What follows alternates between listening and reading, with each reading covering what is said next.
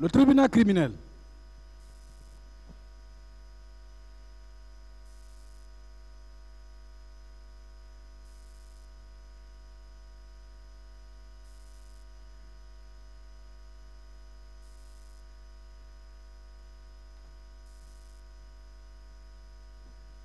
L'audience est ouverte, veuillez vous asseoir.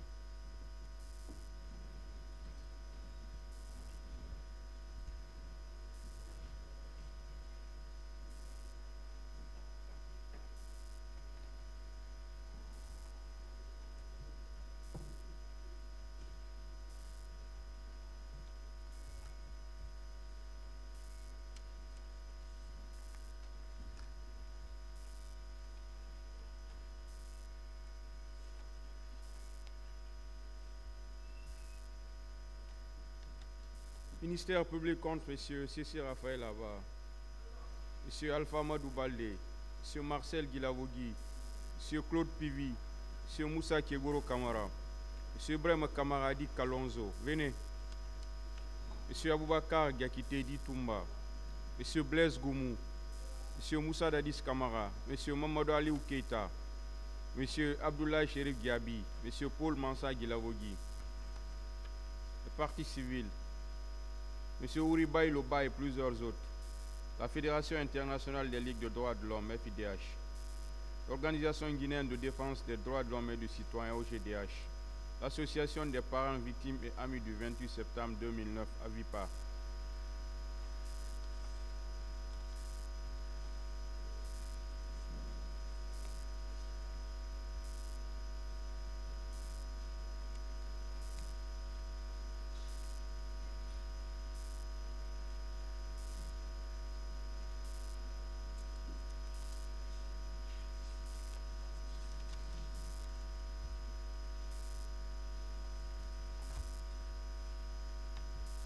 On va continuer avec M. Moussa Dadis Kamara à travers ce conseil. Maître Pépé Antoine Lama.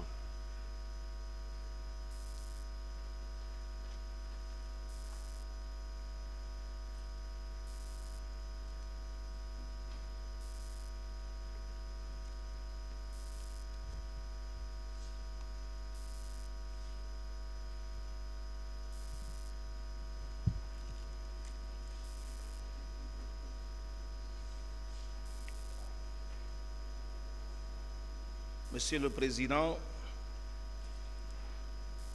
Messieurs les assesseurs, je ne saurais aborder cette phase cruciale de cette procédure sans me rappeler d'un homme qui a été un confrère, un frère, un proche, un confident, un bon grand.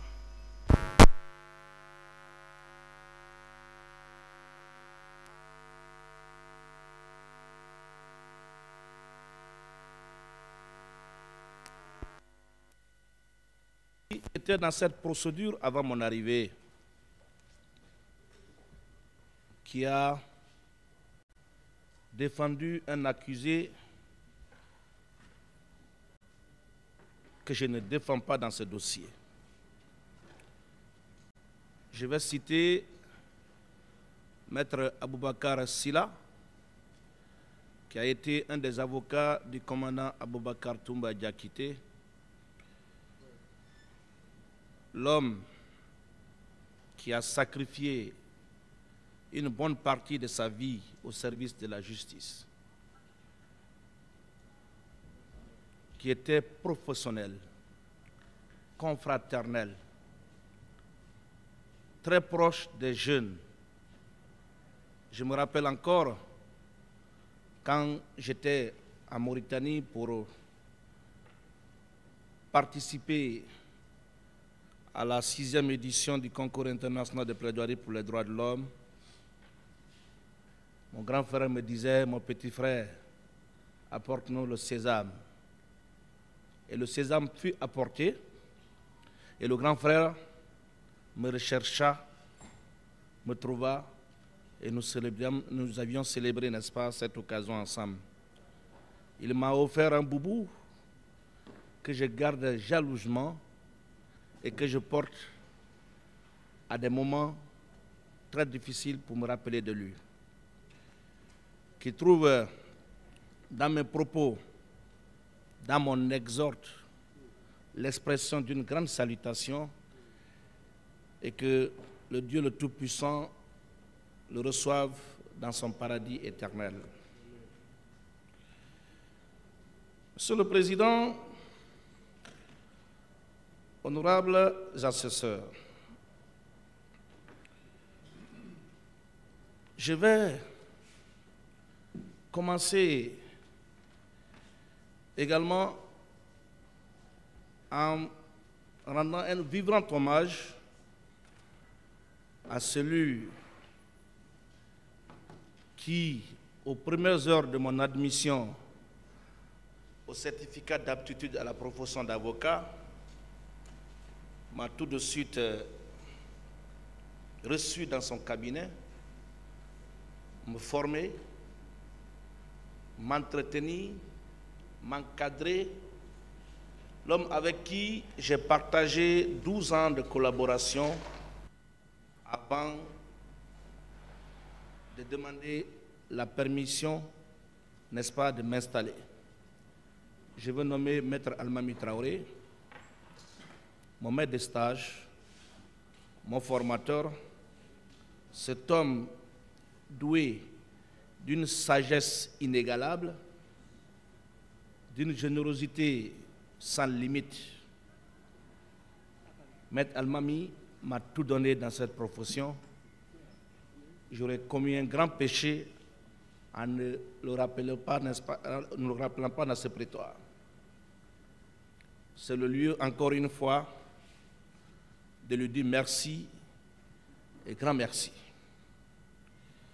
C'est un honneur pour moi, Monsieur le Président, honorables assesseurs. C'est aussi un plaisir de plaider aux côtés et contre des confrères qui ont contribué à ma formation universitaire, qui m'ont inculqué le savoir pendant mes 4 années de faculté. Maître Amidou Bari, le conférencier, qui m'a donné les béabas en droit, le chargé du cours de droit civil. Dans ce cours, il nous a enseigné l'introduction au droit. C'est lui qui m'a appris à définir le droit. C'est lui qui m'a donné les 2 définitions qu'on a du droit. C'est lui qui m'a enseigné les grandes subdivisions du droit. Qu'il en soit vivement remercié. Maître Lanciné Silla, mon professeur du cours de procédure pénale, celui qui m'a appris ce que je suis en train de pratiquer dans ce prétoire. L'homme toujours disponible, assidu, régulier à ses cours, qu'il dispense avec passion comme il plaide ici. Il le fait d'ailleurs avec assez de vigueur et de détermination. Monsieur le Président, Messieurs les assesseurs, Maître Jean-Moussa Souvogui, le talentueux et brillant chargé du cours de droit pénal général, le juriste polyvalent, le puissant et rigoureux chef de département, l'homme qui a fait que les effectifs en droit privé ont toujours été inférieurs aux étudiants s'inscrivant en droit public, parce que la plupart des étudiants évitaient la rigueur qu'il avait imposée en droit privé et préféraient s'inscrire en droit public pour finir ces 4 années sans dette académique. En notre temps, il y avait deux, disons, groupes de droit public et les salles étaient archi-combles. Alors qu'en droit privé, on n'atteignait même pas 150 étudiants. Cet enseignant pétri de talent, polyvalent dans sa matière, a fait ses épreuves ici, avant moi. Monsieur le Président, Messieurs les assesseurs, que dire après les pertinentes et brillantes plaidoiries de mes devanciers confrères? Que dire après notre maman Antoinette Ouedraogo, ancienne bâtonnière du barreau du Burkina Faso, première femme inscrite au barreau de ce pays le 14 avril 1982, pendant que je n'étais même pas né. Elle vit et continue de vivre dans le prétoire. 42 ans de prétoire sans répit. Ce n'est pas donné à tous les avocats. Mon beau-frère, ami, confident, complice des moments non professionnels, Maître Almami Samori Traoré, ce brillant juriste d'affaires qui s'est très rapidement converti en pénaliste. Il est passé ici hier avant moi, il a plaidé, vous l'avez apprécié, et je pense que chacun ici, en ce qui le concerne, a son petit jugement en ce qui concerne l'homme. Il a, dans une verve salutaire, déconstruit sans haine, sans passion et par la science les fallacieuses réquisitions du ministère public. Maître Antoinette Ouedraogo, notre maman, la doyenne des doyens, votre expérience nous a guidés et canalisés dans la défense de ce dossier. Même non présente au pays, vous êtes restés très proches de vos enfants que nous sommes. Je sais que vous n'êtes pas dans cette salle, mais trouvez toute ma reconnaissance et recevez l'expression de mes plus grands respects dans votre repos matinal à Ouagadougou.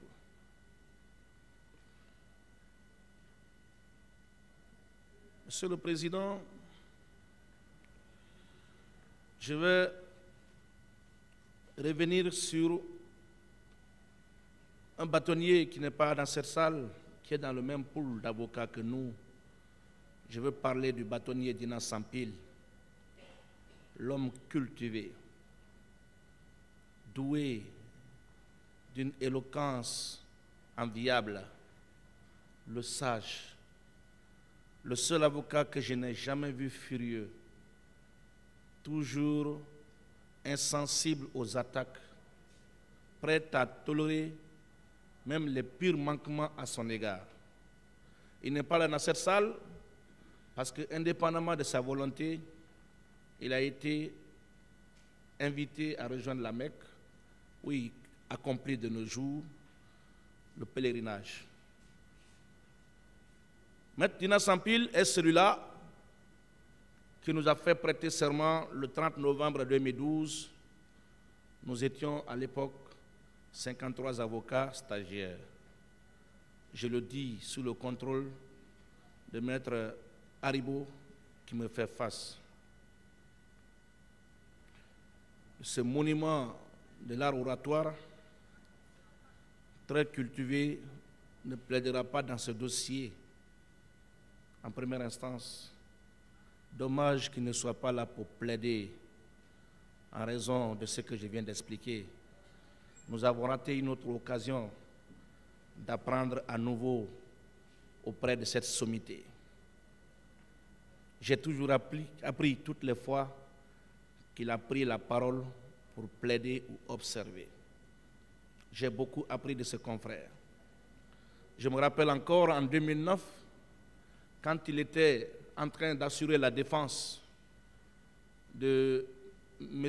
Ahmed Kanté au tribunal de première instance de Kaloum avec Maître Moriba Kaba, dans le cadre du dossier de la gestion du fonds minier.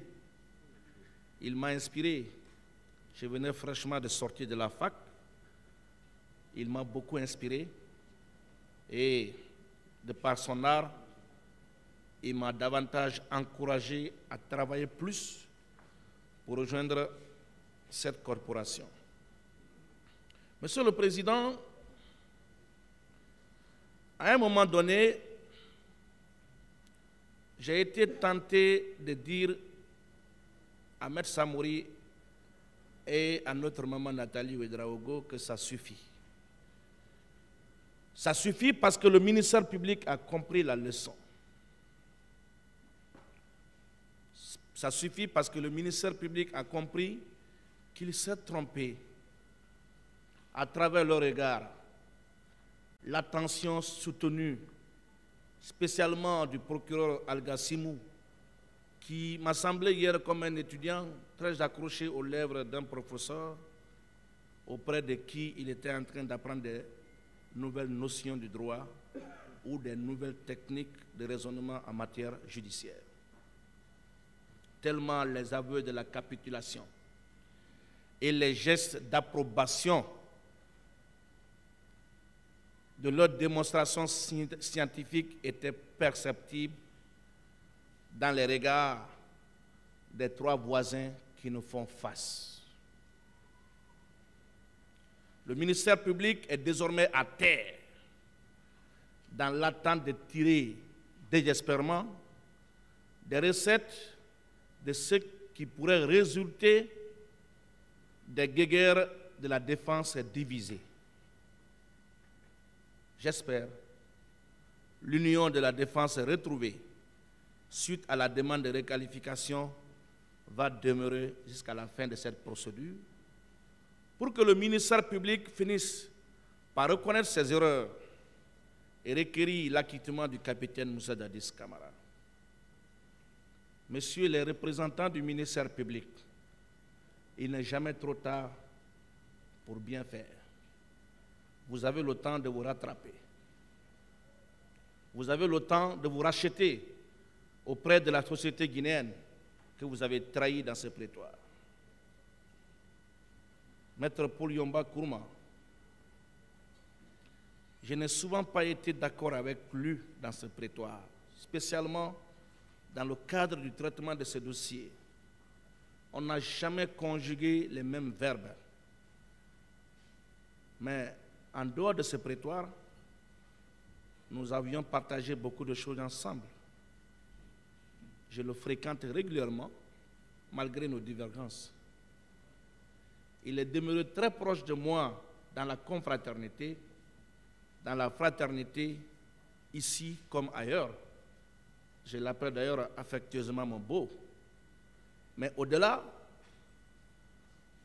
le plus jeune avocat qu'il est dans cette salle, ce monument de l'art oratoire, génie de la plume, désintéressé, avocat dans l'âme qui n'a jamais fui le prétoire, très proche des jeunes, le baobab national.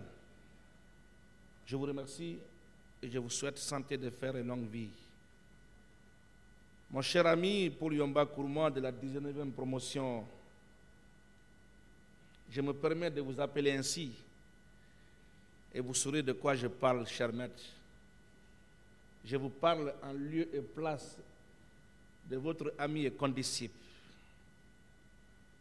mon homonyme, Feu Pépé Antoine Maomou, qui a répondu à l'appel du Seigneur quand vous étiez en 5e année magistrature à l'époque, comme on appelait la fac de droit. C'est pour ça que je vous appelle mon ami parce que l'homonyme de votre ami est là aujourd'hui pour plaider à vos côtés. Recevez, chers doyens, mes différences. Quand je pense aux monuments qui viendront encore à ma suite, honnêtement, sincèrement, je ne souhaite pas être à la place du ministère public, même dans mes pires cauchemars. Je ne souhaite pas être à la place de mes confrères de la partie civile. Quand je pense à Maître Jean-Baptiste Djokame, qui prendra la parole à ma suite, je suis sûr qu'il ne portera pas les gants pour démonter l'accusation. Il a le potentiel, il a la carrure, il a l'intelligence, il a le verbe et le style particulier pour le faire et bien faire, chers grands frères. Je porte espoir que les obus qui seront largués à ma suite vont certainement réparer, involontairement d'ailleurs, l'erreur du menuisier qui a permis au ministère public de se retrouver sur le même plateau que le tribunal, porter les mêmes robes rouges que les 3 assesseurs. Je porte espoir qu'il va nous rejoindre ici et que nous allons être assis à la même place pour parler de ce dossier. J'en suis sûr. Monsieur le Président, valeureux assesseurs, après une année, 8 mois et 2 semaines depuis l'ouverture de ce procès, l'honneur m'échoit ce jour 11 juin 2024 pour exercer mon sacerdoce, poser le dernier acte de ma mission.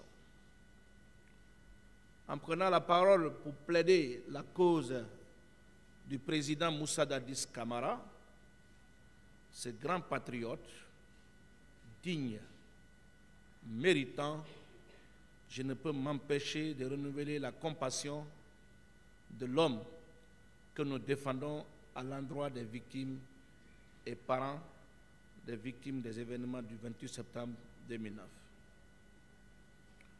Ce n'est d'ailleurs pas une nouveauté. Il a fait, lors d'une adresse à la nation le 29 septembre 2009, les preuves figurent au dossier de la procédure. Il a réitéré lors de sa comparution ici à la barre du tribunal de ce siège. Depuis plus de 12 années, il a réclamé à corps et à cri la tenue de ce procès. Maître Samori a souligné hier qu'il est parti jusqu'à écrire de sa propre plume pour demander au ministre Seck Chako d'organiser ce procès pour qu'il vienne définitivement laver son honneur et son intégrité qui ont été souillées par des accusations gratuites. Depuis 1958 jusqu'à nos jours, c'est la première fois qu'une commission d'enquête internationale a été créée et à la demande d'un gouvernement pour venir enquêter sur les crimes reprochés aux forces de défense et de sécurité. C'est le capitaine Moussa Dadis Camara qui l'a fait. L'histoire de ce pays, j'y reviendrai, est jalonnée de violence. On nous a parlé du Cambouaro, des événements de juillet 1984, le 22 novembre 2007, le massacre de Zogota et d'autres exactions reprochées aux forces de défense et de sécurité. Jamais il y a eu une commission d'enquête nationale indépendante pour investiguer. Jamais aucun gouvernement n'a invité ou donné la possibilité aux Nations Unies de venir enquêter. Il a fait de bonne foi. Il l'a fait parce qu'il était habité par l'esprit de justice. Il l'a fait parce qu'il est acquis à la cause des victimes de ces événements tragiques. J'y reviendrai. On nous a parlé de plus de 50 000 morts au Camp-Boiro. Quel gouvernement, après 1984, a permis l'ouverture d'une enquête nationale indépendante, à plus forte raison, une commission d'enquête internationale? C'est le capitaine Moussa Dadis Camara qui a ouvert, n'est-ce pas, cette porte, et j'y reviendrai. Monsieur le Président, en procédant ainsi, le capitaine a voulu, en plus de rendre justice aux victimes, mettre un terme à l'impunité et permettre aux fils de ce pays de se regarder en face, se dire les vérités, de se donner les mains dans l'attente, le travail, pour rompre définitivement avec les fléaux qui gangrènent notre pays depuis bientôt 65 ans. Il est à rappeler, Monsieur le Président, honorables assesseurs, qu'à sa prise du pouvoir, il a lancé un appel à tous les compatriotes exilés qui hésitent à rentrer au pays de bien vouloir rejoindre notre patrie, déployer leurs énergies, leurs intelligences pour développer. Cet appel était sincère. Et des exilés, la plupart sont revenus sans être inquiétés. Monsieur le Président, Messieurs les assesseurs, à la veille de l'ouverture de ce procès, nous avons entendu plein de choses. On a entendu dire que ce procès doit sonner le glas de la fin de l'impunité. Ce procès est une occasion pour unir les Guinéens. Plus jamais ça. Mais ce procès a-t-il répondu aux attentes de ceux qui ont raisonné ainsi? Permettez-moi, Monsieur le Président, Messieurs les assesseurs, de vous dire personnellement que je suis quand même indigné après tout. Je dirais même que l'heure est grave. L'heure est grave, Monsieur le Président, Messieurs les assesseurs. Je peux sans doute me permettre que les atteintes extra-juridiques, je ne dis pas juridiques, extra-juridiques, les considérations qu'on pouvait attendre de ce procès en dehors du droit n'ont pas été à la hauteur de l'attente. Pour moi, cela a tourné au fiasco et j'en parlerai tout à l'heure, sans aborder, sans mettre en doute la crédibilité de la décision à intervenir. Je suis indigné, profondément indigné.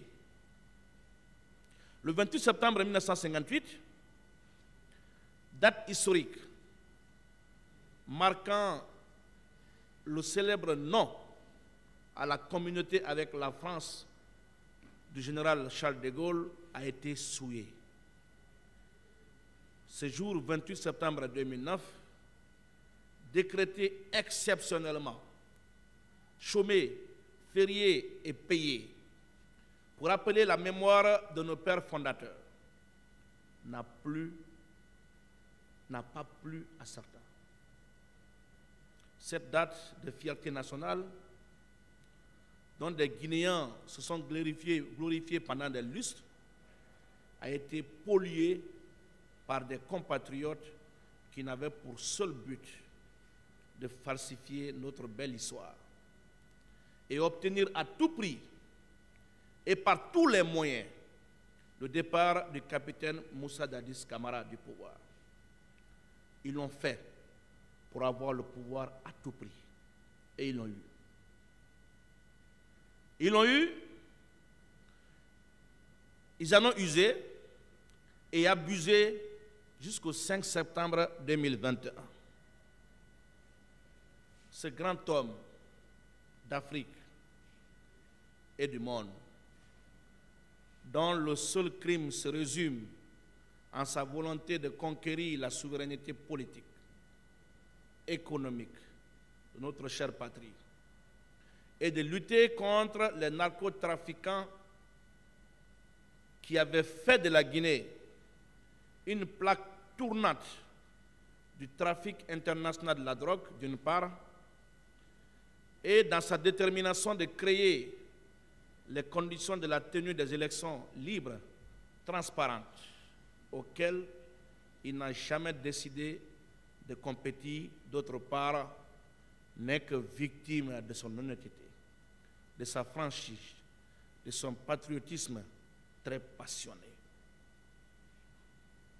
C'est malheureusement cet homme qui, pendant 13 ans, a revendiqué avec véhémence la tenue de ce procès pour venir livrer sa part de vérité et laver son honneur, qui sera arbitrairement arrêté, humilié, conduit sous forte escorte à la maison centrale de Conakry sans aucun titre de détention valable. Comme si cela ne suffisait pas, le capitaine Moussa Dadis Camara, ancien chef d'État, je dis bien ancien chef d'État, sera dans des conditions indignes, placé dans une cellule de moins de 9 mètres carrés avec 3 de ses co-accusés. 4 détenus, parmi eux un ancien chef d'État, dans une cellule de moins de 9 mètres carrés à la maison centrale de Conakry. Il vit dans ce cachot déshumanisant depuis près de 2 ans, sans aucune intimité, avec, dans la même enceinte, celui qui a tenté de l'abattre le 3 décembre 2009. Mettez-vous à sa place pour comprendre la psychose, la peur, le traumatisme qui le hante depuis près de 2 ans.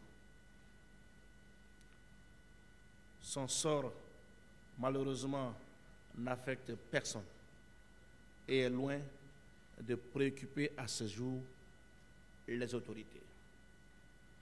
Aya Sanogo, ancien chef d'État malien, poursuivi au Mali pour le meurtre des Bérets Rouges,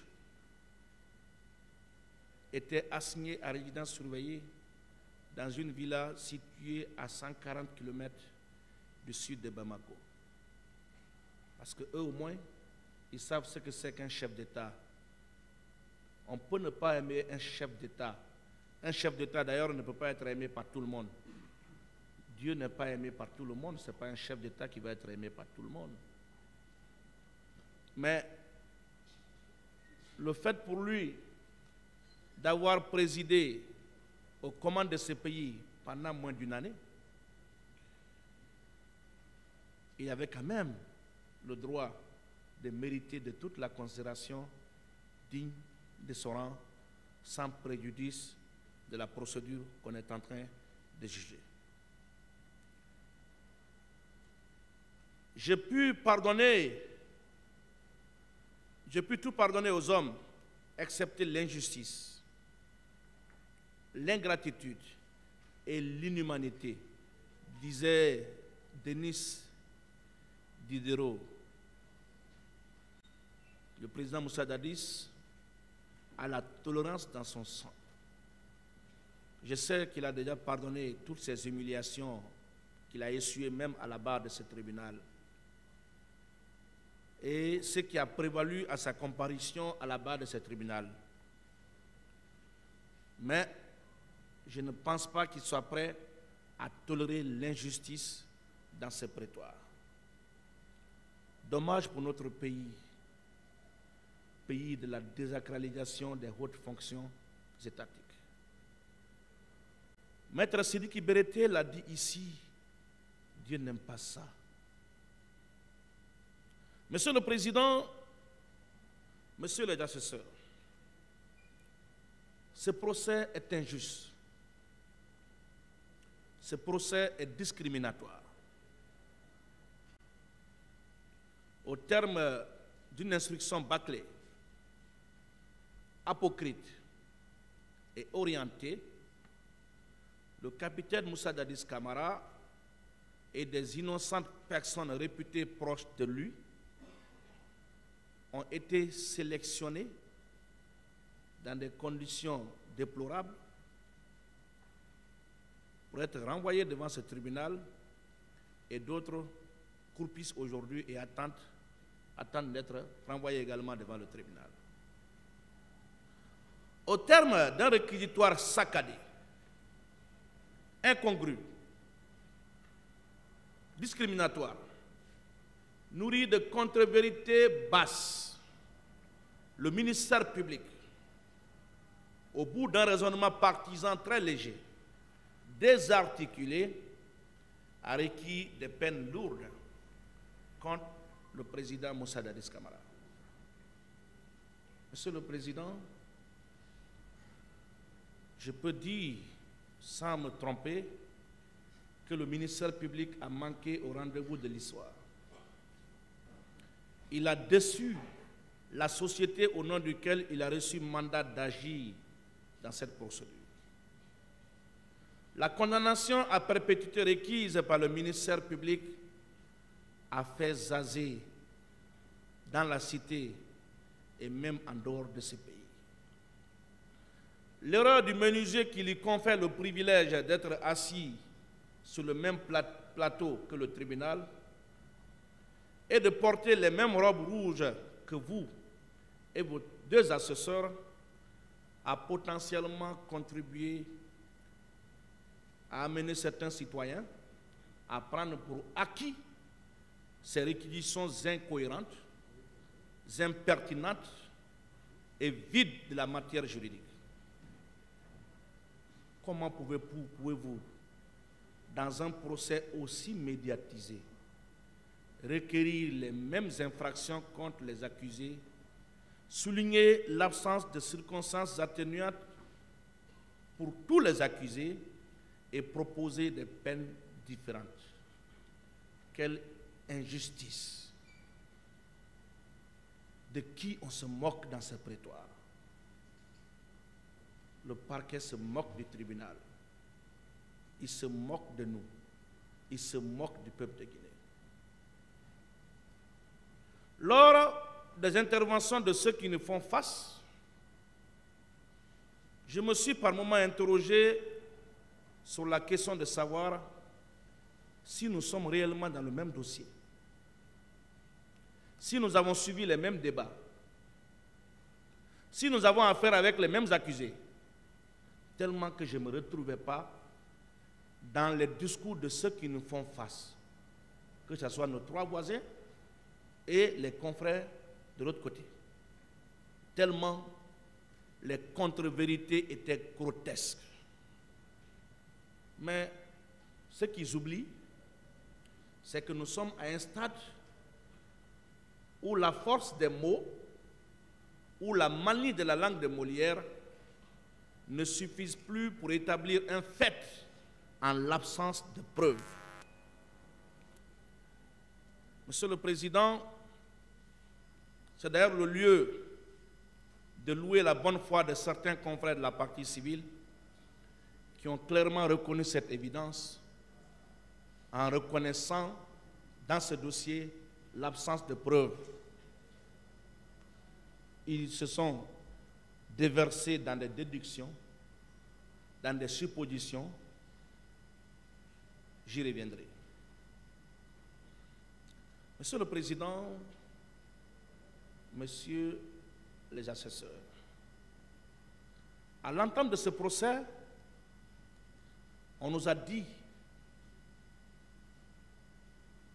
qu'on allait apporter des éléments de preuve pour confondre notre client, pour l'accabler, mais c'est la montagne qui a accouché d'une souris. Plutôt que de s'employer à retrouver des éléments de preuve venus confondre le capitaine Moussa Dadis Camara, on s'est lancé dans des invectives, on s'est employé à apostropher les accusés et spécialement le capitaine Moussa Dadis Camara. Certains acteurs ont tenté de faire de ce prétoire une tribune où il faut prôner des idées qui rabaissent la République et blessent la nation. Heureusement que vous étiez là, Monsieur le Président, pour rappeler à certains et poser des interdits qui ont finalement canalisé la plupart d'entre eux. Vous étiez même obligé, Monsieur le Président, à cette phase sacrée du procès pénal où on ne doit pas interrompre un avocat ou le ministère public dans ses prises de parole, vous étiez obligé d'intervenir parce que la haine était trop. C'était de trop, Monsieur le Président. On s'est permis d'apostropher le capitaine Moussa Dadis Camara, d'employer des termes que je ne m'amuserai jamais à employer à l'égard de mon ennemi. Ce n'est pas professionnel. La loi régissant la profession d'avocat impose à tout avocat de s'exprimer partout et à tout moment avec mesure et modération. Vous étiez là, Monsieur le Président, pour canaliser certains. Vous l'avez fait. Vous l'avez bien fait en raison de la gravité et de la récurrence des propos discourtois et revanchards tenus ici. Vous devez enseigner à ces acteurs et leurs soutiens que le tribunal que vous incarnez ici n'a pas de couleur. Il n'a pas de religion. Il n'est ni au service d'une communauté, encore moins d'une confession religieuse. Après avoir invectivé l'accusé sans avoir épargné sa défense, un confrère a choisi de ne pas remercier la défense tout entière avant de la traiter de tous les noms d'oiseaux. Ces propos nous ont choqués. Mais par respect pour vous, par respect pour cette noble robe que nous portons, par respect pour la noble profession d'avocat, par respect pour le peuple de Guinée, je ne répondrai pas à cette attaque inamicale et non confraternelle. La haine est trop forte. On a poussé la désobéissance jusqu'à contester le fait qu'un camp d'à côté a été rebaptisé au nom de Feu Joseph Makambo Loa. Ce martyr qui s'est sacrifié pour sauver la vie à un chef d'État. On est allé jusqu'à contester le fait que son nom est porté sur ce camp militaire. Monsieur le Président, je ne vais pas épiloguer de trop sur cette question, mais ceux qui étaient en Guinée à cette époque savent ce qui allait se passer si Feu Joseph Makambo ne s'était pas sacrifié pour sauver la vie au capitaine Moussa Dadis Camara. Je pense que le procureur Sidiki Camara devrait être aux anges quand il entendait les propos de ses confrères. Lui qui avait le sourire aux lèvres quand il cherchait à comprendre ici comment Makambo est mort. Mais c'est le même qui a pleuré ici à chaudes larmes pour la cause d'une victime qui ne connaît ni d'Adam ni d'Ève. Monsieur le Président, pendant ce temps,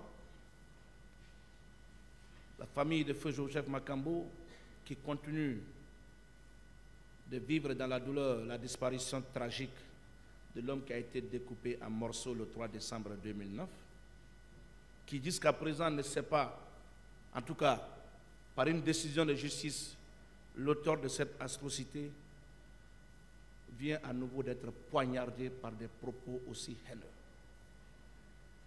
Le capitaine Moussa Dadis Camara, lui également, ne connaîtra pas justice de ces faits parce que le parquet du tribunal de première instance de Mafanko n'a pas encore reçu les instructions de la haute hiérarchie pour audiencier cette affaire. Monsieur le représentant du ministère public, vous aviez, au terme d'un réquisitoire nourri d'inventions, de contre-vérités et couronné des larmes de passion, requis des peines lourdes. Nous verrons si elles sont juridiquement, et je dis bien juridiquement, fondées et acceptables. Monsieur le Président, Messieurs les assesseurs, dans ce procès, il n'y a pas un régime à juger. Il n'y a pas une armée. Il n'y a pas une histoire. Il n'y a pas l'histoire. Il n'y a pas le Conseil national pour la démocratie et le développement CNDD à juger. Il n'y a pas la Guinée. Il y a le procès du capitaine Moussa Dadis Camara et de ses co-accusés. Et c'est très impressionnant de penser que vous êtes là et que vous allez juger. Vous allez, Monsieur le Président, honorables assesseurs, au terme des réquisitions et plaidoiries, prononcer un jugement qui va permettre à tous ces accusés d'être enfin situés sous leur sort.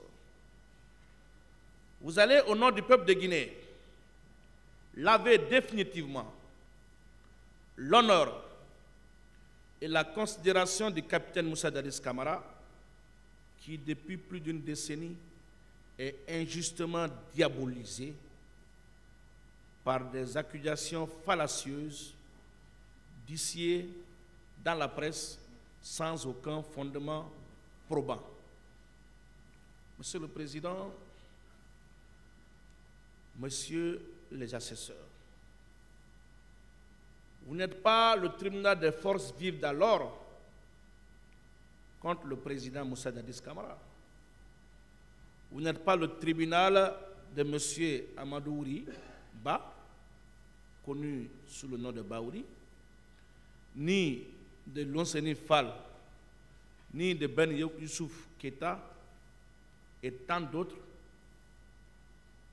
alors membres des forces vives contre le capitaine Moussa Dadis Camara. Vous n'êtes pas la figure de vengeance des frustrés d'un régime contre un homme. Vous n'êtes pas le tribunal de la revanche. Vous n'êtes pas le tribunal des agendas politiques cachés. Vous êtes véritablement la Guinée, toute la Guinée, car vous rendez la justice au nom du peuple de Guinée. Ce peuple a besoin, en toute objectivité, dans la science, de se reconnaître dans la décision à intervenir. C'est en son nom que vous allez juger, rendre un verdict qui sera historique. Vous allez dire non, et non à la culpabilité du capitaine Moussa Dadis Camara. Vous allez l'acquitter, Monsieur le Président, Messieurs les assesseurs. Dans ce dossier, mes deux prédécesseurs l'ont déjà rappelé, nous plaidons non coupables. Après avoir abordé les faits, je m'empresserai pour contester la recevabilité de la constitution des partis civils de certaines personnes morales, puis plaider la prescription des faits délictuels poursuivis, expliquer les obstacles à la requalification avant de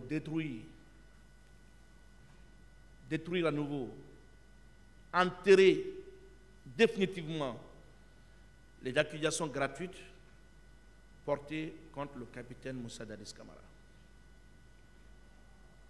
Abordant les faits, je vais m'inscrire dans le même canevas que mon beau-frère, talentueux confrère, Maître Almami Samori Traoré. Cet espoir du barreau de Guinée qui a fait pour la première fois son chemin, qui a abordé son premier procès criminel avec beaucoup d'excellence. La République de Guinée est un pays dont l'histoire est jalonnée par des querelles intestines. Les coups d'État, les crimes de sang, les crimes économiques et financiers. Les 5 dernières années de la gouvernance de feu général Lansana Conté furent caractérisées par un effondrement de l'économie, l'isolement international, diminué par la maladie, supportant en silence la douleur, en proie à des comas diabétiques récurrents, responsable de troubles répétés de la mémoire, incapable de trouver le sommeil, on assistait à une prolifération des clans au niveau de l'appareil d'État. Des décrets et contre-décrets seront le quotidien des Guinéens. À cela s'ajoute l'expiration du mandat de l'Assemblée nationale. En plus des crimes économiques et financiers qui étaient devenus des règles de gestion, la Guinée était devenue la plaque tournante du trafic international de la drogue en Afrique de l'Ouest. Face au chaos auquel était exposé ce pays, le 22 décembre 2008, date de rappel à Dieu de ce vaillant soldat, feu général Lansana Conté, des militaires patriotes réunis au sein du Conseil national pour la démocratie et le développement ont décidé de prendre leurs responsabilités afin d'éviter que le pouvoir ne tombe entre les mains des politiques voraces, cupides, insoucieux et des trafiquants de drogue. C'est dans ces conditions que l'unanimité s'est formée autour du jeune capitaine Moussa Dadis Camara, l'enfant de Koulé, l'enfant de Mamadi Koulé, pour diriger les destinées de la République de Guinée pendant cette transition. Aussitôt qu'il a pris possession du perchoir, le capitaine Moussa Dadis Camara a entamé de vastes réformes, des réformes profondes, déclenché une guerre ouverte et sans pitié contre le narcotrafic, les crimes économiques et financiers. Il a créé à cet effet un comité d'audit pour vérifier et contrôler la gestion des régimes précédents. Pour refonder efficacement l'État et poser les bases de la construction d'une nation paisible, démocratique et prospère, le CNDD, avec à sa tête le capitaine Moussa Dadis Camara, a proposé une transition d'une durée de 2 ans avant de rendre le pouvoir aux civils à l'issue d'une élection libre et transparente à laquelle ni son président, ni ses membres, ni les membres du gouvernement devraient être candidats. Il a davantage libéralisé les zones. Pour la première fois dans l'histoire de notre pays, la presse est subventionnée. Il a offert à chaque association de presse la somme d'1 milliard de francs guinéens à GEPI, Lurtergui, Aguipel, peuvent en témoigner. À l'époque, la presse était devenue la tribune de tous ceux qui étaient experts dans les injures, dans la calomnie, dans la diffamation. On a assisté à la prolifération des médias partisans, mais cela n'a pas découragé le capitaine Moussa Dadis Camara à tolérer et contribuer dans sa réforme. Il a pour la première et unique fois dans l'histoire de ce pays octroyé 2 engins au barreau, la sentinelle de l'état de droit, Maître Malik Kemoko Diakité l'a rappelé lors de son passage. Il était d'ailleurs la personne la mieux indiquée pour le rappeler, puisqu'à l'époque, je n'étais pas avocat, j'étais fraîchement sorti de l'université. Il a décoré le bâtonnier d'alors et certains membres du Conseil de l'ordre. Il a même ordonné qu'on trouve un siège pour le barreau. Et Maître Malik vous a expliqué ici pourquoi et les conditions qui ont fait que cette promesse n'a pas été tenue. Jusqu'à date, le barreau est encore logé dans un petit réduit. Tous les gouvernements qui sont passés ne font que des promesses sans les réaliser. Revenu très épuisé du voyage de l'abbé, sur lequel le maître Samori était revenu, le capitaine ne s'attendait pas à la tenue d'une manifestation le 28 septembre 2009.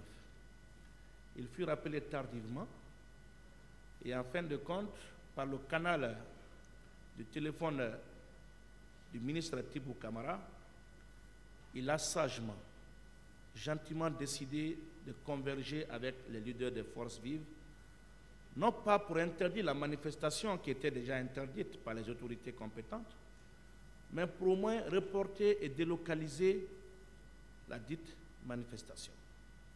Cela a été sans succès. Il s'est appuyé sur l'excellence de ses relations avec ses leaders qui l'ont malheureusement évité. Monsieur le Président, Monsieur les assesseurs, les leaders des forces vives ont refusé cette main tendue du président Moussa Dadis Camara. Ils ont, contre vent et marée, tenu leur manifestation. Ils se sont, sans aucune précaution, investis le droit de mobiliser plus de 50 000 personnes pour tenir un meeting dans un stade qui ne peut pas recevoir plus de 28 000 personnes. Sous le fallacieux prétexte que le capitaine Moussa Dadis Camara aurait décidé de se présenter aux élections présidentielles. Monsieur le Président, ce qui s'est passé, s'est passé. Le capitaine n'était pas présent, mais Samori l'a dit. Nous éviterons de dire ce qui s'est passé au stade parce que notre client n'y était pas. Mais quand le président a reçu des informations de part et d'autre, en compagnie du président Blaise Compaoré, alors médiateur de la CEDEAO dans la crise guinéenne, il s'est rendu dans la matinée du 29 septembre 2009, le lendemain des faits, au chevet des blessés hospitalisés au centre hospitalo-universitaire de Donka pour apporter son soutien et compatir à leur douleur. Même cette réalité a été niée dans ce prétoire. Le même jour, et cette preuve existe au dossier de la procédure, il est passé sur les ondes de la radio-télévision guinéenne pour lire un discours, faire une adresse à la nation, présenter ses condoléances aux familles éplorées, décréter les jours 30 septembre, mercredi 30 septembre et jeudi 1er octobre 2009 comme journée de deuil national. Il a par la même occasion annoncé l'ouverture d'une enquête nationale et internationale. En début octobre 2009, le chef de l'État d'alors, le capitaine Moussa Dadis Camara, et le premier ministre Cabinet Komara ont exprimé par écrit, c'est versé au dossier de la procédure, la volonté du gouvernement guinéen de coopérer avec la commission d'enquête internationale et de faciliter son travail. Personne ici dans cette salle ne peut contredire le fait que sans l'accord d'un gouvernement, aucune commission d'enquête des Nations Unies ne peut opérer dans un État. Pour joindre sa parole à l'acte, le capitaine Moussa Dadis Camara a par ordonnance, puisqu'à l'époque des faits, nous étions dans une période exceptionnelle, il n'y avait pas d'Assemblée nationale, il assumait à la fois les fonctions exécutives et législatives. Il a par ordonnance numéro 057, barre CNDD, barre 2009, du 30 octobre 2009, créé une commission d'enquête indépendante, une commission nationale d'enquête indépendante, pour investiguer aux fins d'établir la vérité sur les événements du 28 septembre 2009. Le même jour, le président de la transition a par décret numéro 214, barre CNDD, barre SGG, barre MJ 2009, nommé les membres de la dite commission. Entre-temps, la commission d'enquête internationale a été déployée. Le 25 novembre 2009, et le capitaine a déployé tous les moyens sécuritaires, financiers, matériels et humains pour faciliter leur mission. C'est pourquoi vous ne verrez nulle part dans le rapport de la commission d'enquête internationale un quelconque obstacle aux investigations imputables au capitaine Moussa Dadis Camara. Malheureusement, le 3 décembre 2009 est passé par là. Le président a échappé à une tentative d'assassinat. Il a été sauvé de justesse par le sergent Sekou Massari, qui a courageusement réussi à le déposer en lieu sûr. Instantanément, le capitaine a été évacué au Maroc pour des soins. Après ces soins, M. Camara a exprimé le souhait de regagner sa patrie pour poursuivre sa convalescence. En revanche, Bernard Kouchner, frère jumeau et ami de longue date du professeur Alpha Condé, a riposté en ces termes. Je souhaite que M. Dadis Camara reste dans son lit au Maroc et non qu'il revienne. Je souhaite que M. Dadis Camara reste dans son lit au Maroc et non qu'il revienne. C'est le ministre français des Affaires étrangères qui se prononce comme ça dans des affaires guinéennes. Simplement parce que quelques semaines ou mois avant, le capitaine, digne produit de la révolution de Sékou Touré, avait dit que la Guinée n'est pas une sous-préfecture de la France. C'est ainsi, un vol a été affrété pour son retour au Bercail. M. Moussa Dadis Camara, pensant revenir dans son pays, a vu son avion dérouté vers Ouagadougou, République du Burkina Faso, où il restera contraint à un exil forcé pendant plus de 12 ans. Se fondant sur les rapports de ces deux commissions, à savoir la Commission nationale d'enquête indépendante et le rapport de la Commission d'enquête internationale, le procureur général d'alors a, par réquisitoire en date du 8 février 2010, désigné un pool de 3 juges d'instruction pour enquêter sur ces crimes.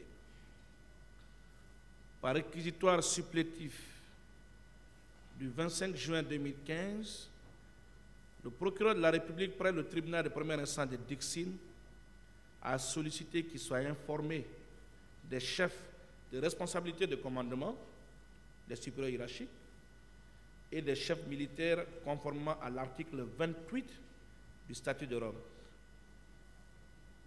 Après avoir été entendu en qualité de témoin par le pool des juges chargés de l'instruction, le capitaine a été inculpé le 8 juillet 2015 à Ouagadougou des chefs de complicité de meurtre, d'assassinat, complicité d'enlèvement, de séquestration et de torture, complicité de coups, blessures et violences volontaires, complicité de pillage de marchandises, de biens mobiliers et d'incendie volontaire de magasins, conteneurs et leur contenu, complicité de vol à main armée, complicité d'entrave aux mesures d'assistance et l'omission de porter secours, complicité de détention illicite de matériel de guerre de première catégorie, responsabilité de commandement des supérieurs hiérarchiques et chefs militaires.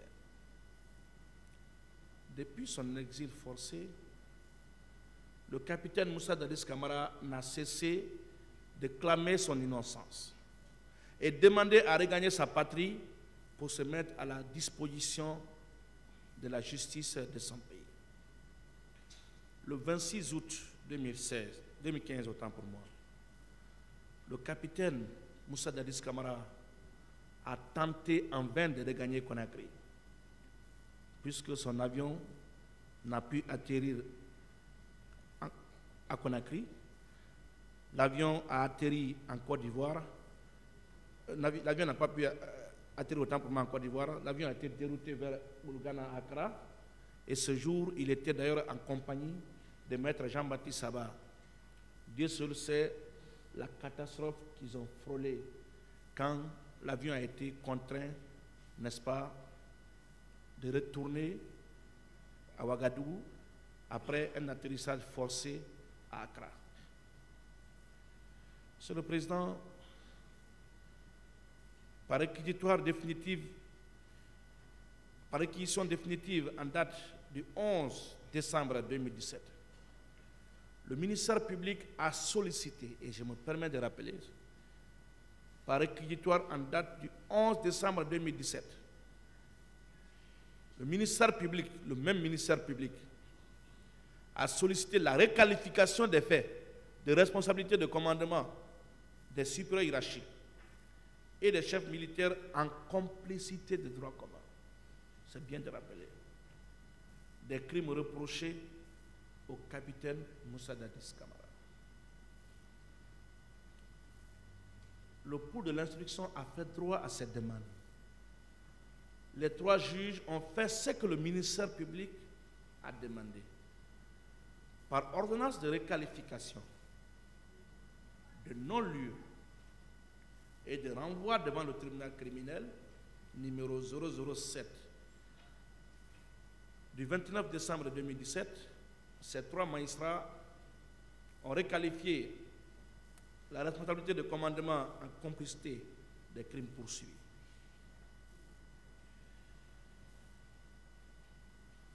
Monsieur le Président, par la même ordonnance,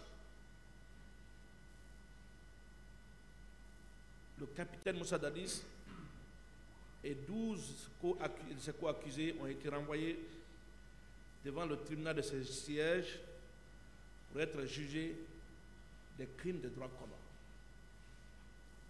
Contre cette ordonnance, les parties civiles et le colonel Moussa Tchegoro Camara ont formé appel. Statuant sur le mérite de ce recours, la deuxième chambre de contrôle de l'instruction de la Cour d'appel de Conakry alors présidée par Mme Irène Adjimalis, actuelle secrétaire générale du ministère de la Justice, pour qui je voue beaucoup de respect et qu'il faut saluer ici, cette brave dame qui a marqué son passage à la Cour d'appel de Conakry par son sérieux, son indépendance, son sentiment de justice et sa volonté de bien faire. Jeune avocat nouvellement assermenté, cette dame, quand elle gérait des dossiers dans lesquels on lui mettait des pressions politiques, avait coutume de dire que si je meurs, je ne serai pas enterré avec ceux qui me donnent des instructions pour faire du mal à autrui. Je serai enterré seul. Les décisions qui doivent résulter de ma chambre doivent, en plus de porter la couleur du droit, refléter ma conscience. Ce n'est pas pour rien qu'elle a été hissée à la plus haute fonction, en tout cas au niveau du ministère de la Justice, en tant que deuxième personnalité. Cette Chambre a, par arrêt numéro 23 du 18 mai 2018, confirmé l'ordonnance prononcée par le pool de l'instruction. Aussitôt, les mêmes partis civils et le colonel Moussa Tchegboro Kamara ont formé pourvoi contre cet arrêt. À son audience du 25 juin 2019, la Chambre pénale de la Cour suprême de Guinée a rendu l'arrêt numéro 06 pour déclarer le colonel Moussa Tchegboro déchu de son pourvoi avant de rejeter les pourvois des partis civils. Suivant exploit du 19 septembre 2022 de maître Konso Kamara, huissier de justice près la Cour d'appel de Conakry, M. Moussa Dadis Kamara a été, à travers ses conseils, cité à comparaître le mercredi 28 septembre 2022 à 10 h devant le tribunal de ce siège. En même temps, en application des dispositions des articles 382, alinéa 2 et 252, alinéa 2 du Code de procédure pénale, le président a reçu dans les mêmes conditions signification d'une invitation à comparaître en vue d'un interrogatoire préalable par devant Monsieur le Président que vous êtes, le 21 septembre 2022 à 10 h. En raison de la non-présence du capitaine Moussa Dadis Kamara au pays, et malgré le non-respect des délais de citation en raison de sa situation géographique à l'époque, ces conseils ont sollicité et obtenu le renvoi de son interrogatoire préalable. Par exploit en date du vendredi 23 septembre 2022, du même huissier, M. Kamara a de nouveau reçu signification de l'invitation à comparaître le 27 septembre par devant vous, Monsieur le Président, pour son interrogatoire préalable à la tenue du procès.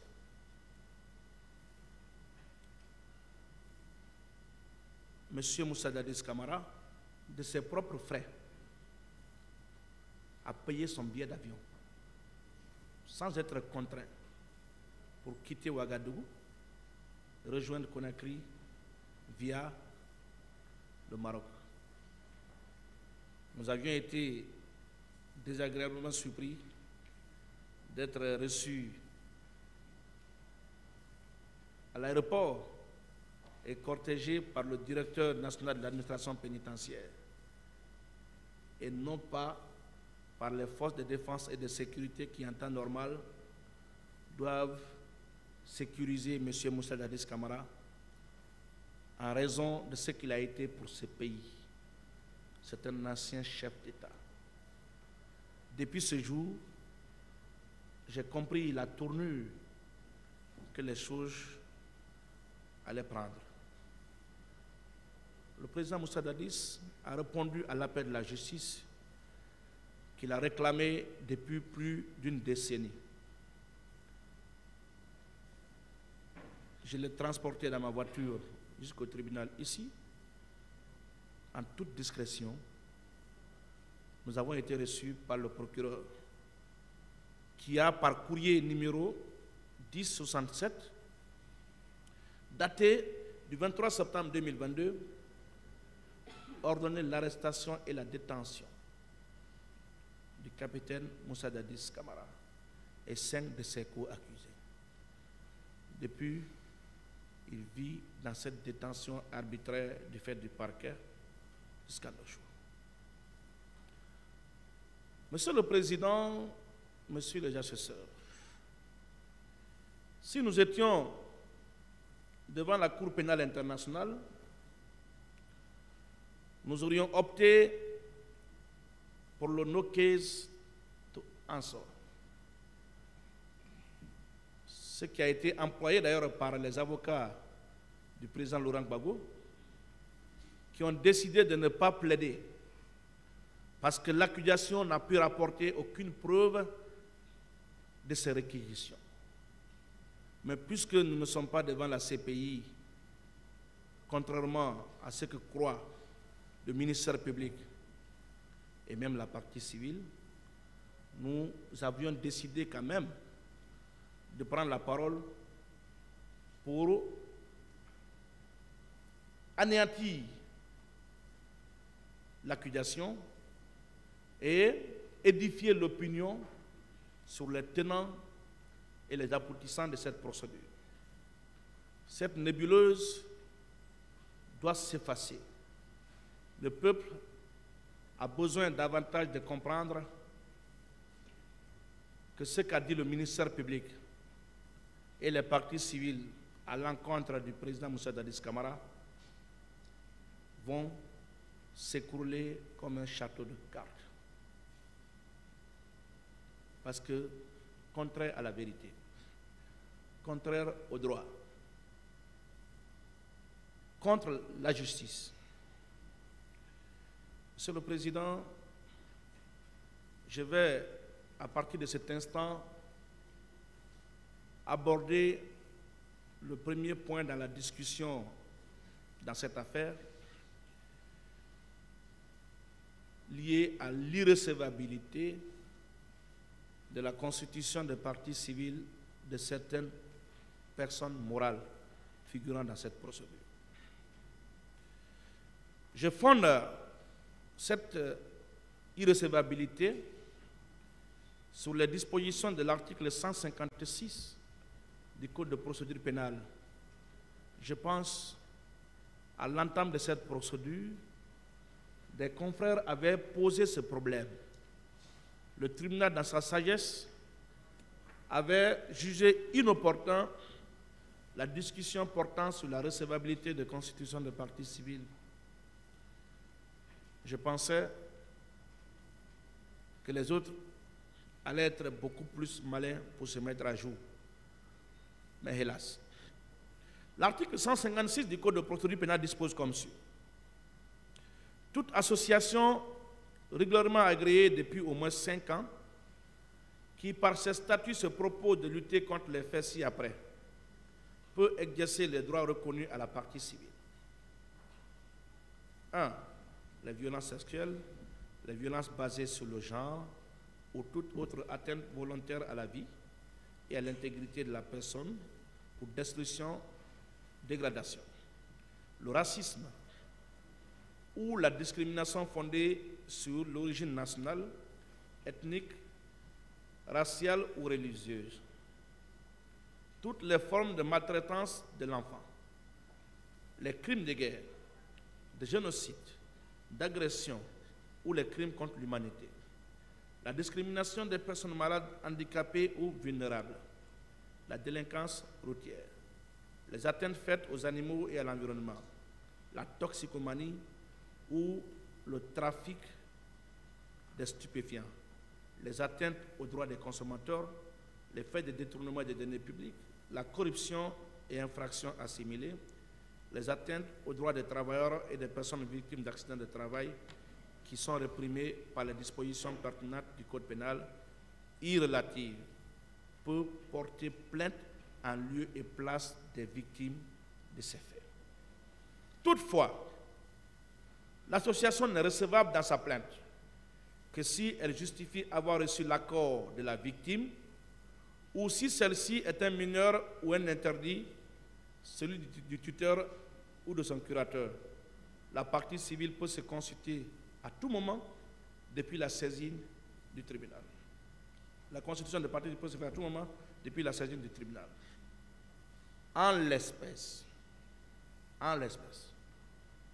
la FIDH, l'OGDH, l'AVIPA, en plus de n'avoir produit leur statut au dossier, n'ont pu rapporter la preuve qui justifie que les victimes leur ont donné accord de se constituer partie civile dans ce dossier.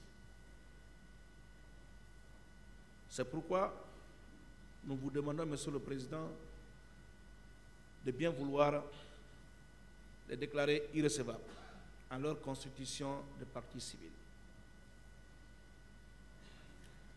Le deuxième point de ma discussion portera sur la prescription des faits délictuels poursuivis. Tous les faits délictuels poursuivis. Et je fonde ce moyen sur les dispositions des articles 2 et 3 du Code de procédure pénale. Que dispose l'article 3, alinéa 1 et 3 du Code de procédure pénale? En matière de crime, l'action publique se prescrit par 10 ans à compter du jour où le crime a été commis. En matière de délit, l'action publique se prescrit au bout de 3 ans à compter du jour où le délit a été commis. Si les périodes indiquées aux alinéas précédents, il a été fait des actes d'instruction ou de poursuite, cette action se prescrit qu'après 10 ans révolus en matière de crime, 3 ans en matière de délit ou 1 an en matière contraventionnelle à compter du dernier acte. À compter du dernier acte. Dans ce dossier, le dernier acte qui a été posé à l'instruction préparatoire date du 25 juin 2019. L'arrêt de la Cour suprême est intervenu, l'arrêt numéro 6 est intervenu le 25 juin 2019. Et les actes préparatoires en vue du jugement de cette affaire ont commencé à être posés à partir du mois de septembre.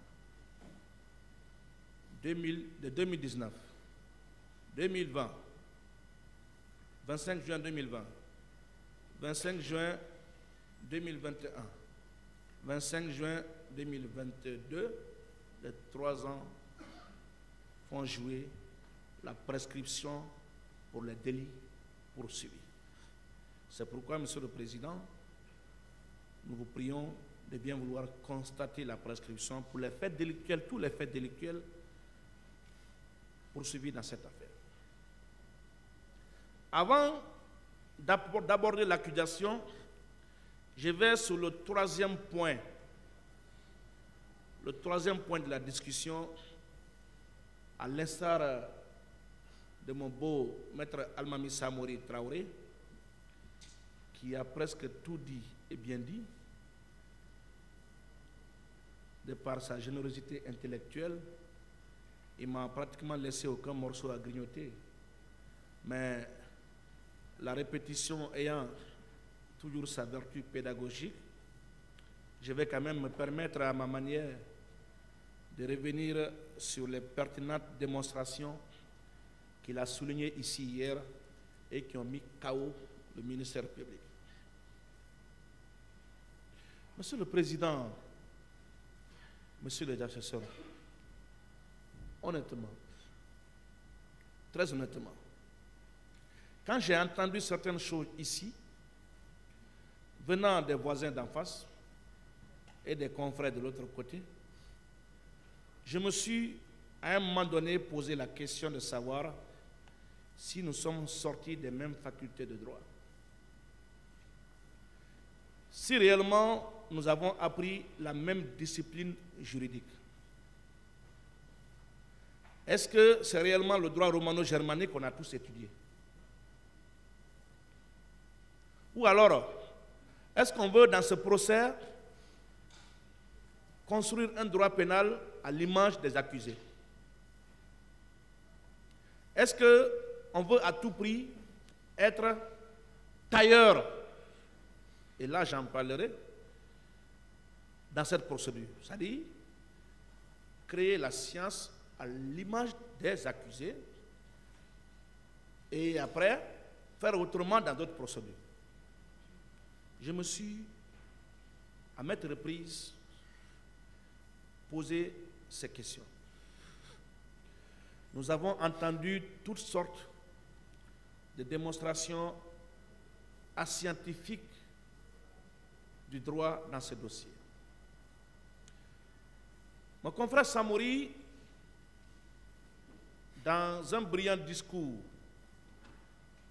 nourri de la doctrine, de la jurisprudence, des textes de loi et de l'exégèse des textes de loi, vous a expliqué en quoi il est impossible d'envisager la requalification dans cette affaire. Mais je vais, avant d'aborder cette partie, vous rappeler quelque chose. Quand le tribunal a décidé de joindre cette question au fond, croyez-moi, nous étions tous déçus. Raison pour laquelle nous n'avons même pas beaucoup réfléchi, nous avons exercé appel avant que le premier président de la Cour d'appel, que je salue au passage, M. Aboulaye Conté, ne prenne une ordonnance d'irrecevabilité. Un doyen m'a interpellé pour dire, mais pourquoi vous vous agitez? Est-ce que vous savez que cette décision est à votre avantage? Est-ce que vous savez que le tribunal a implicitement rejeté la demande de requalification? Est-ce que vous ne savez pas que c'est par sagesse que le tribunal a décidé ainsi? Après maintes réflexions, j'ai fini par donner raison à ce doyen, à cet homme expérimenté de notre corporation. Et je vais vous en donner tout à l'heure la démonstration, à travers l'impossibilité de requalification qui pourrait être en violation des droits de la défense. Monsieur le Président, le premier obstacle à la requalification que je vais aborder dans ce dossier, c'est les obstacles légaux, les obstacles consacrés par la loi de notre pays. Ce n'est pas la loi du ministère public, ni la loi des partis civils ou des accusés, c'est la loi de la Guinée. Cette loi qui a un caractère général et impersonnel, qui doit s'appliquer à tous de la même manière. Cette loi que le ministère public et les partis civils sont en train de massacrer, de tronquer, d'interpréter à tort et à travers. Cette loi que la partie civile, les partis civils et le ministère public veulent tailler sur mesure.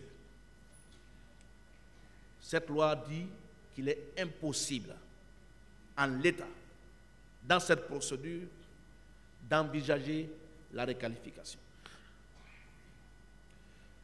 Je vais, parlant des obstacles légaux, aborder la chose jugée. Au terme de l'article préliminaire,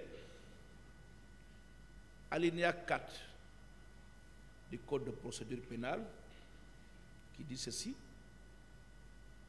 toute poursuite cesse dans le cas où la personne en cause justifie avoir été jugé définitivement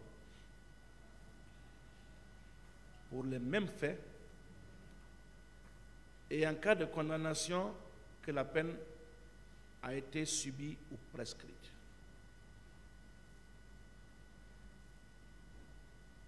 Et l'article 2 du même texte ajoute ceci. Je l'ai abordé un peu plus haut. L'action publique pour l'application de la peine s'éteint par la mort du prévenu, la prescription, l'amnistie, l'abrogation de la loi pénale et la chose jugée. La chose jugée. L'article 996, alinéa 1er du Code civil, donne la définition de la chose jugée. L'autorité de la chose jugée n'a lieu qu'à l'égard de ce qui a fait l'objet d'un jugement. Il faut que la chose demandée soit la même, que la demande soit fondée sur la même cause, que la demande soit entre les mêmes parties et formée par elle et contre elle en la même qualité. Monsieur le Président, Messieurs les valeureux assesseurs, l'ordonnance qui vous saisit a réglé 3 problèmes. Non-lieu, requalification, renvoi. Non-lieu, requalification, renvoi. Sur le non-lieu, le juge a estimé que certains inculpés ne devraient pas être jugés ici. Même si dans ce dossier, le procureur Sidiki Camara, par sa manie de tailler sur mesure les textes de loi, a su anéantir ce non-lieu-là à l'endroit d'un inculpé à travers un prétendu procès verbal d'audition sur anonymat. Il a été décidé ainsi. Le deuxième problème qui a été réglé, c'est la requalification. Cette question n'est pas nouvelle.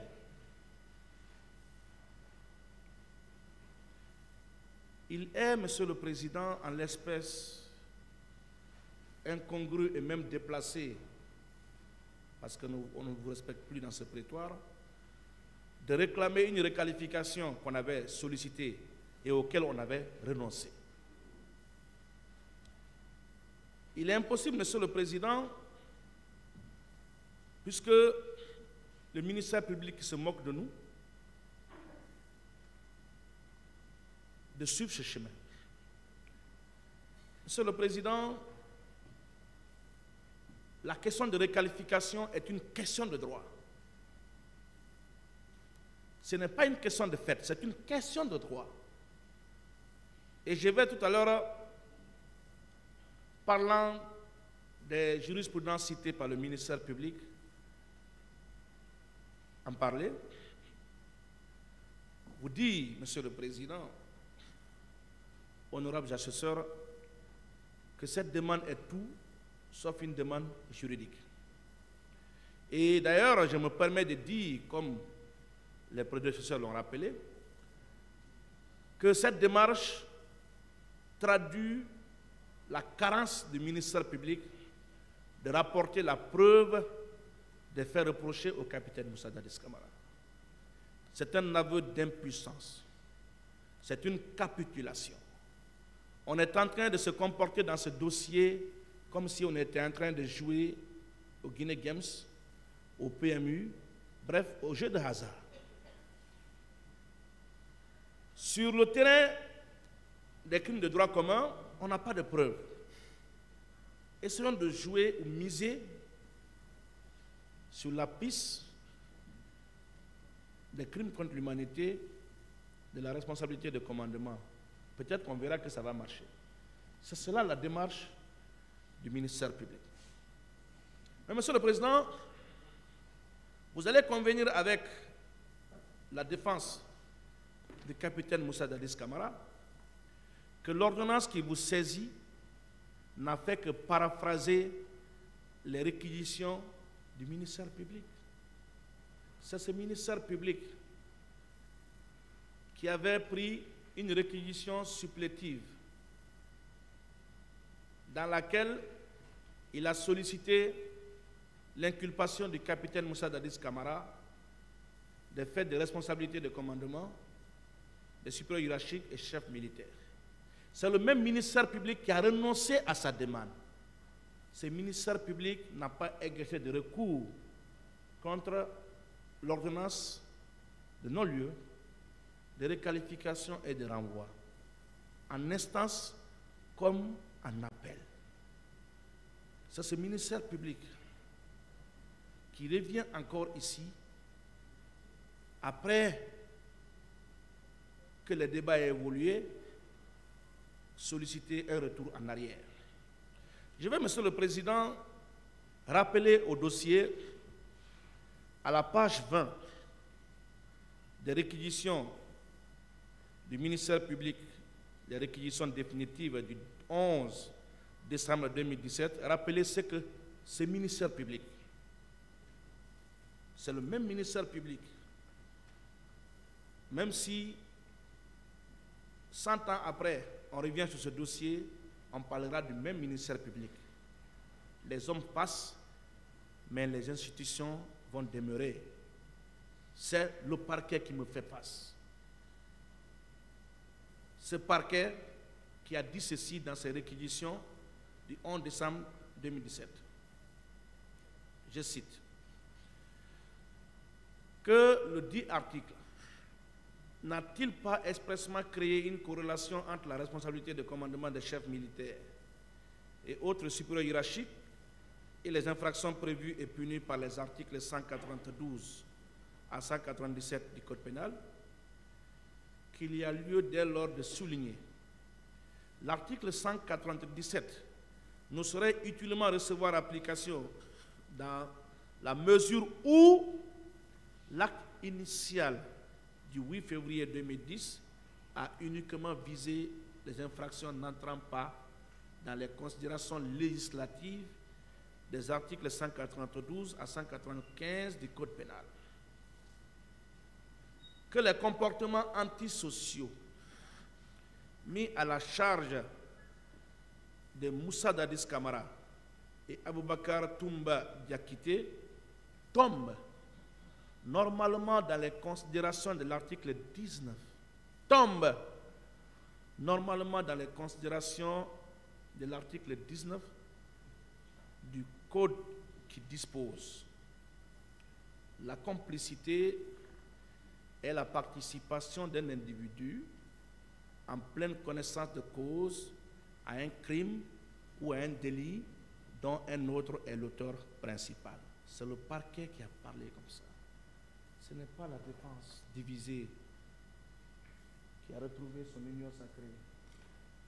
Ce n'est pas non plus la partie civile divisée. Ce n'est pas le ministère public ou ses accusés qui ont parlé ainsi. C'est eux qui demandent la requalification qui ont raisonné ainsi. De l'instance à la Cour suprême, Monsieur le Président, honorables assesseurs, les juridictions d'instruction ont observé et de façon scrupuleuse le principe de la légalité des délits et des peines sur lequel je vais revenir tout à l'heure. Monsieur le Président, ils ont tranché. Ils ont tranché en disant qu'au moment des faits, cette infraction n'était pas intégrée dans le corpus législatif guinéen. Au moment des faits, c'était impossible d'envisager une poursuite de ces chefs. Cette question doit être écartée. Il est donc impossible en l'état de revenir sur une question définitivement tranchée. Par l'arrêt de la Cour suprême, les accusés ici présents ont été définitivement jugés des chefs de responsabilité de commandement, de supérieur hiérarchique et militaire. Monsieur le Président, pour accorder de l'intérêt à la question de réqualification posée ici par le ministère public, il y a lieu, comme l'a rappelé hier mon valeureux, distingué, beau confrère, confident, Maître Almamissa Mori Traoré, de revenir sur 3 considérations qui doivent, n'est-ce pas, vous inspirer.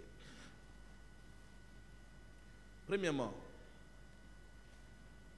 in abstracto, tout est-il permis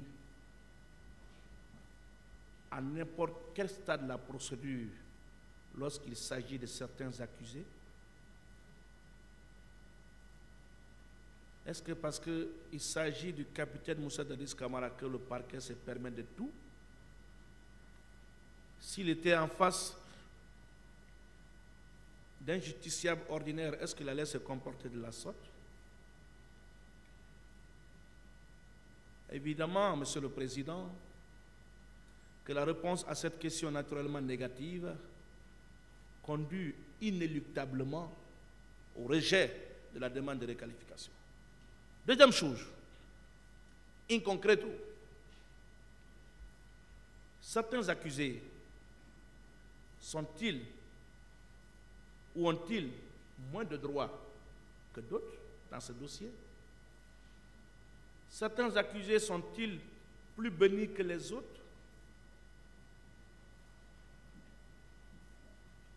Le parquet a-t-il des préférences? Ce qui est le cas, puisqu'on a parlé de Sésame ici, prenant comme parole d'évangile les propos d'un accusé et en faire un instrument de poursuite pour retenir à tort des pères de famille privés de nos jours de leurs enfants, de leurs épouses.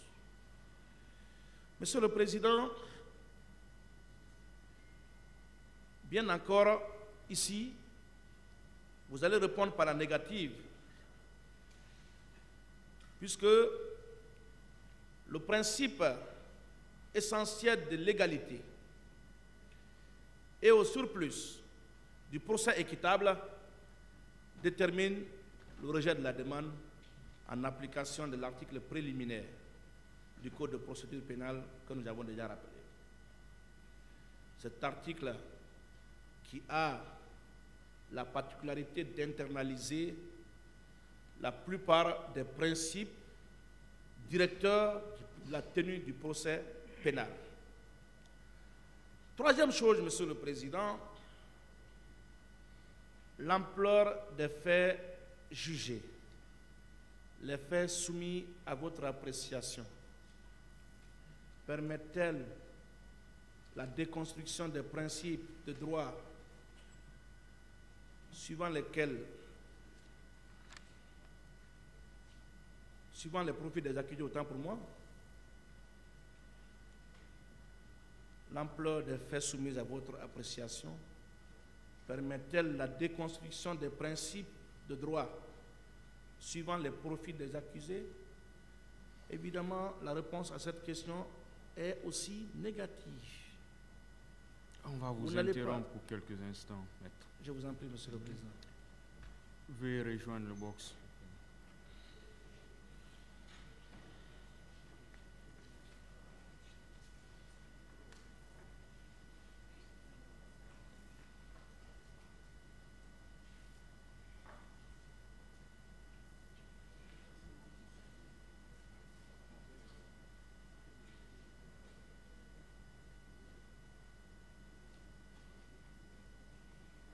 L'audience est suspendue pour 5 minutes.